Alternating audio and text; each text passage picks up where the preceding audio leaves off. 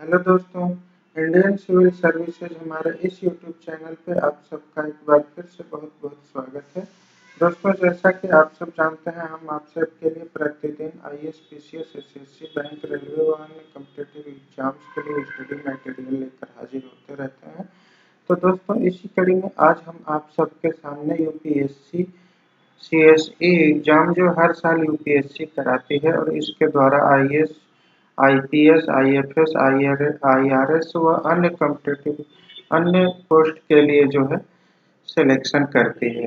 तो दोस्तों, आज हम आपसे बात करने वाले हैं कि यूपीएससी सीएसई एग्जाम जो होता है उसमें टोटल कितनी पोस्ट होती हैं और वो पोस्ट कौन कौन सी होती हैं, जिसमें आप जो है एक केवल एक एग्जाम यूपीएससी सीएसई में जो है क्वालिफाई होकर आप प्राप्त कर सकते हैं इन पोस्ट को। तो दोस्तों, आपका ज़्यादा समय न लेते हुए चलिए वीडियो को शुरू करते हैं और देखते हैं यूपीएससी सीएसई एग्जाम में कौन कौन सी पोस्ट शामिल होती हैं जिनमें आप सिलेक्शन ले सकते हैं। तो दोस्तों, आइए वीडियो में आगे बढ़ते हैं और देखते हैं वो 25 पोस्ट कौन कौन सी हैं। देखिए दोस्तों, इसमें सबसे पहले आता है ऑल इंडिया सर्विसेज, मतलब ऐसी सर्विसेज जो पूरे इंडिया राष्ट्र के लेवल पे है, राष्ट्र लेवल पे है। इन सर्विसेज को ऑल इंडिया सर्विसेज के नाम से जाना जाता है। तो दोस्तों, इसमें सबसे पहले आता है इंडियन एडमिनिस्ट्रेटिव सर्विस, जिसे हम आईएएस के नाम से जानते हैं। जी हाँ दोस्तों, सबसे पहले इसमें आता है इंडियन एडमिनिस्ट्रेटिव सर्विस, इसे हम आईएएस के नाम से जानते हैं। इसमें जो है ये सबसे पावरफुल और सबसे जो है इम्पोर्टेंट पोस्ट है, जो कि इस पोस्ट के जो है अधिकारी हैं उनको जनरल भाषा में डीएम या डिस्ट्रिक्ट मजिस्ट्रेट के नाम से जानते हैं। उसके बाद आता है जो दूसरे नंबर का, वो है इंडियन फॉरेस्ट सर्विस, जिसे शॉर्ट में आईएफओ कहते हैं। ये जो है वन विभाग या जिसे हिंदी में फॉरेस्ट डिपार्टमेंट कहते हैं कि वन विभाग के अधिकारी होते हैं डिस्ट्रिक्ट लेवल पे, और ये भी जो है पूरे जिले में एक होते हैं। जो इंडियन एडमिनिस्ट्रेटिव सर्विस जिसे आईएएस कहते हैं, आईएएस या डीएम कहते हैं, ये भी पूरे जिले में एक होते हैं। और इंडियन फॉरेस्ट सर्विसेज आईएफओ के जो अधिकारी होते हैं, जिन्हें फॉरेस्ट ऑफिसर कहते हैं, ये भी पूरे जिले में एक ही होते हैं। इसके बाद बात आती है इंडियन पुलिस सर्विस की, जिसे शॉर्ट में आईपीएस कहते हैं। दोस्तों, आईपीएस जो है पुलिस डिपार्टमेंट का सबसे बहुत पावरफुल पोस्ट होता है। ये भी पूरे जिले में एक ही होता है, आईपीएस ऑफिसर। तो दोस्तों, ये तो हो गई आईएएस, आईएफओएस और आईपीएस की बात। अब आइए वीडियो में आगे बढ़ते हैं और देखते हैं अगला आगे इसमें क्या पोस्ट आती है। देखिए, अगर सेंट्रल सर्विसेज ग्रुप ए की बात करें, इसके बाद बात आती है सेंट्रल सर्विसेज ग्रुप ए। तो देख लेते हैं ग्रुप ए में कौन कौन सी सर्विसेज हैं।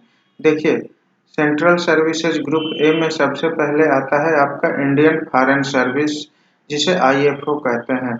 इसके द्वारा इंडियन फॉरेन सर्विस के जो अधिकारी होते हैं, ये जो है भारत सरकार के राजदूत होते हैं, जो दूसरे देशों में अपनी ड्यूटी पूरा करते हैं। जो हमारा राजदूत ऑफिस या जो दूसरे देशों में हमारे राजदूत ऑफिस हैं, उसमें ये अधिकारी तैनात होते हैं। अब देखिए अगला पोस्ट है इसमें Indian P&T accounts and finance service, जिसे शॉर्ट में IP&TAFS कहते हैं। इस पोस्ट पे चयनित अधिकारी जो है अकाउंट्स डिपार्टमेंट और फाइनेंस डिपार्टमेंट के अधिकारी होते हैं, और ये भी जो है अकाउंट और फाइनेंस की जितनी सेवाएं हैं उनकी देखरेख करते हैं। अब इसमें सब अगला है Indian audit and account services, जिसे शॉर्ट में IA&AS के नाम से जानते हैं। देखिए, Indian audit and account services, जिसे शॉर्ट में IA&IAS के नाम से जानते हैं, ये जो है अकाउंट सर्विस के अधिकारी होते हैं, जो भारत सरकार के अधीन ऑडिट और अकाउंट की जो भी काम काज होते हैं भारत सरकार के, उसकी देखरेख करते हैं। इसके बाद बात आती है Indian civil accounts and service, देखिए, Indian civil accounts and service मतलब भारत में जितने भी सिविल अकाउंट्स और सेवाएं होती हैं इनके अधिकारी होते हैं, जिसे ICAS कहते हैं। ये भी भारत सरकार के अधीन बहुत ही महत्वपूर्ण पद होता है। अब देखिए, इंडियन कारपोरेट लॉ सर्विस। देखिए, ये जो होता है इंडियन कारपोरेट लॉ सर्विस, इसके अधिकारी ICLS कहलाते हैं शॉर्ट में। और ये जो है कारपोरेट लॉ यानी बिजनेस विधि, लॉ मतलब होता है विधि, बिजनेस कारपोरेट या कारपोरेट के जो भी विधि या संहिता होती है उससे संबंधित अधिकारी होते हैं। और जो है बिजनेस और कारोबार में जो भी कानूनी प्रक्रिया होती है उसकी या ऐसी कोई बात फंसती है तो उसकी देखरेख करते हैं। अब आइए वीडियो में आगे बढ़ते हैं और अगला टॉपिक देखते हैं आगे क्या है। देखिए, इसमें अगला पोस्ट है इंडियन डिफेंस अकाउंट सर्विस।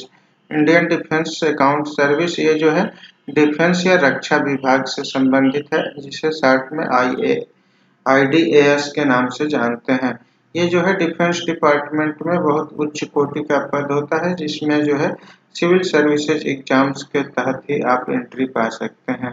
देखिए, अगला पोस्ट है इंडियन डिफेंस स्टेट सर्विस, जिसे IDES के नाम से जानते हैं। इंडियन डिफेंस स्टेट सर्विस, जिसे शॉर्ट में IDES के नाम से जानते हैं। ये भी डिफेंस डिपार्टमेंट से सर्विस है, डिफेंस डिपार्टमेंट से रिलेटेड सर्विस है। और इसमें भी आप जो है सिविल सर्विसेज एग्जाम के अंतर्गत जो है आप इसमें चयनित हो सकते हैं। अब देखिए, अगला पोस्ट है इंडियन इंफॉर्मेशन सर्विस। ये जो है जिसे IIS शॉर्ट में कहते हैं। इंडियन इंफॉर्मेशन सर्विस जो है इंफॉर्मेशन टेक्नोलॉजी से संबंधित सर्विस है।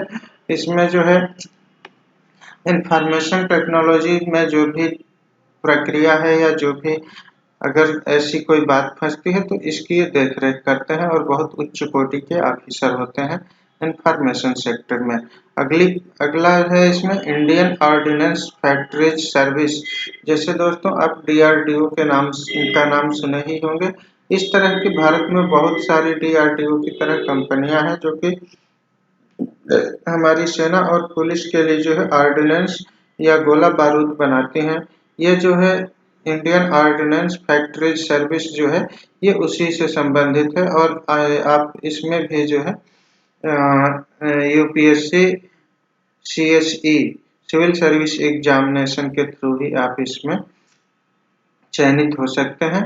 तो दोस्तों, ये भारत सरकार के अधीन होम मिनिस्ट्री के अधीन जो है ऑर्डिनेंस सेक्टर की सर्विस है।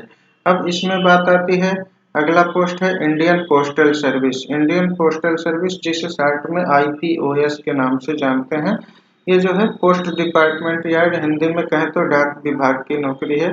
इसमें चयनित अधिकारी जो है IPOS के नाम से जाने जाते हैं। और ये जो है पोस्टल डिपार्टमेंट के उच्च कोटि के अधिकारी होते हैं। इसमें भी आप चयनित हो सकते हैं UPSC CSE एग्जाम के द्वारा ही।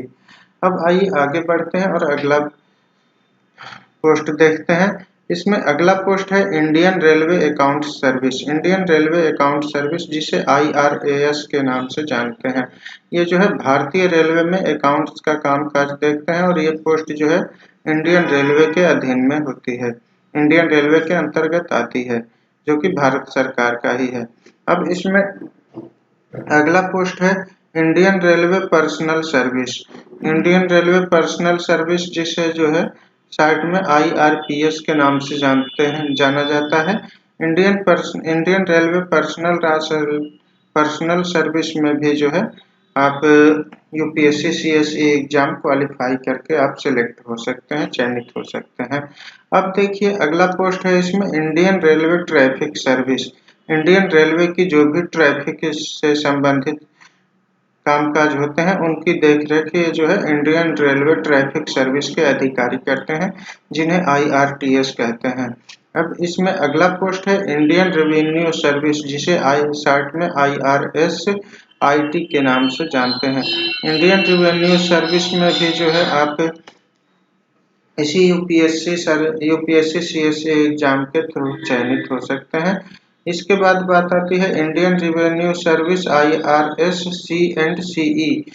Indian revenue service IRS C&CE में भी जो है आप इसी एग्जाम के थ्रू चयनित हो सकते हैं। ये भी जो है देखिए जितनी भी ये रेलवे की है, Indian railway account service, Indian railway personal service, Indian railway traffic service, ये जो है ये रेलवे डिपार्टमेंट के अंतर्गत ये सर्विसेज आती हैं। और यहाँ से इंडियन रिवेन्यू सर्विस ये जो है जो आप रिवेन्यू डिपार्टमेंट है इसके अंतर्गत ये आता है। और इंडियन रिवेन्यू सर्विस जिसे देखिए इंडियन रिवेन्यू सर्विस दो है, इंडियन रिवेन्यू सर्विस IT और Indian revenue service IRS C&CE। इन दोनों में भी जो है आप चयनित हो सकते हैं UPSC CSE एग्जाम के द्वारा ही। अब आइए वीडियो में आगे बढ़ते हैं और अगली स्लाइड देखते हैं अगला क्या है। इसमें देखिए इसमें अगला पोस्ट है इंडियन ट्रेड सर्विस जिसे ITRS के नाम से जानते हैं।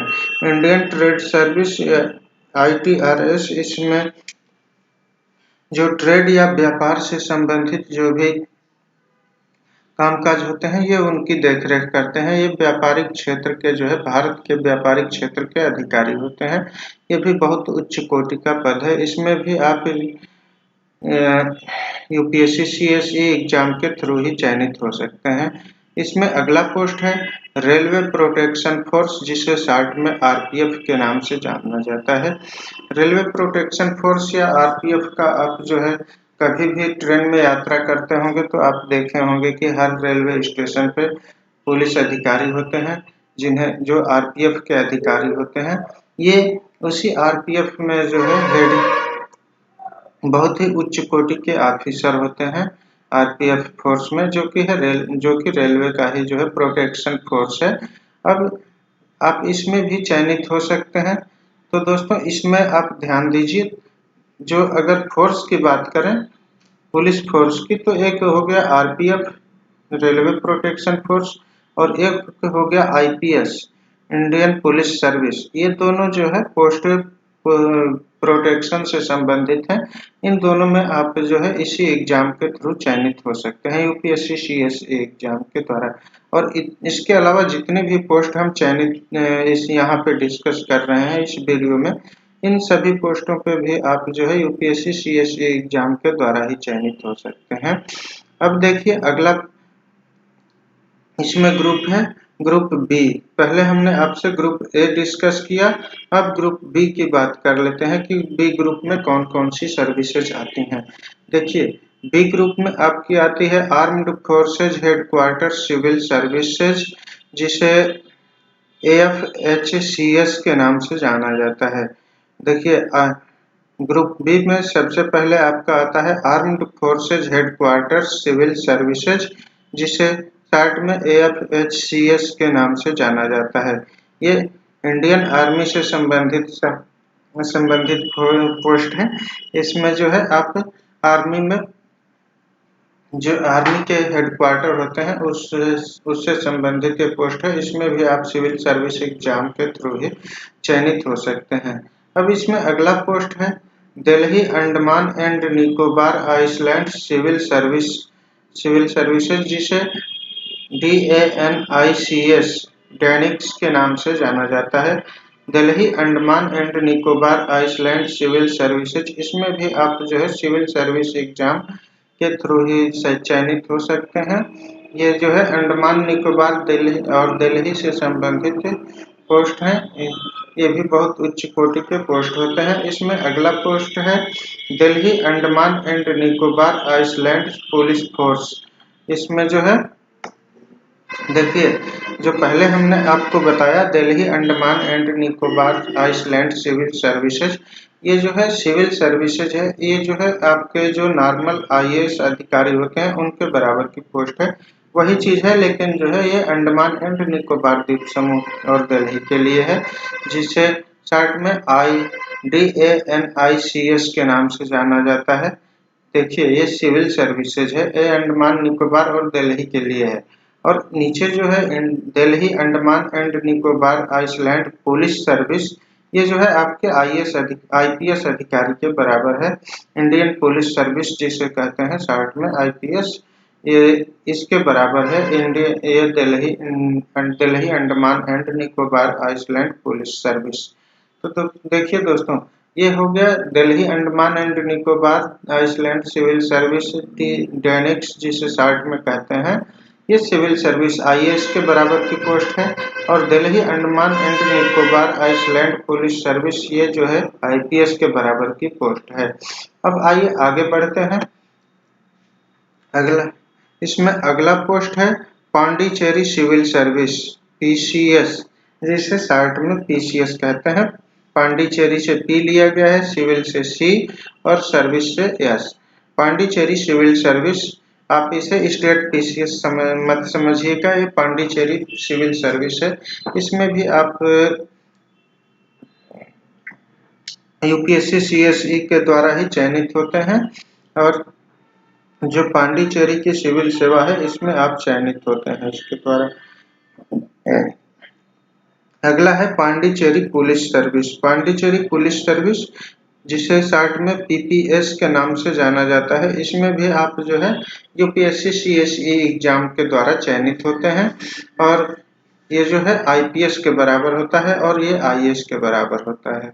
अब तो दोस्तों ये तो बात रही यूपीएससी आईसीएस एग्जाम में। यूपीएससी सीएसई एग्जाम के द्वारा जिन पोस्टों में आप चयनित होते हैं उन सब पोस्टों के बारे में दोस्तों आज हमने आपसे बात की यूपीएससी सीएसई एग्जाम के द्वारा आप जिन पोस्टों पे चयनित हो सकते हैं, जिन पोस्ट पे आप अधिकारी बन सकते हैं, उन पोस्टों के बारे में आज हमने आपसे डिस्कस की।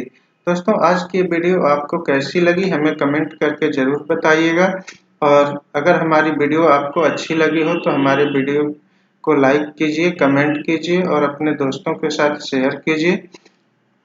और हमारी ऐसी ही वीडियो देखते रहने के लिए और हमसे हमेशा जुड़े रहने के लिए आप हमारे चैनल को सब्सक्राइब कर लीजिए और आने वाले बेल के निशान को दबा दीजिए, ताकि हमारी आने वाली हर वीडियो का बेल नोटिफिकेशन आपको तुरंत मिल सके और आप हमारी वीडियो सबसे पहले देख सकें।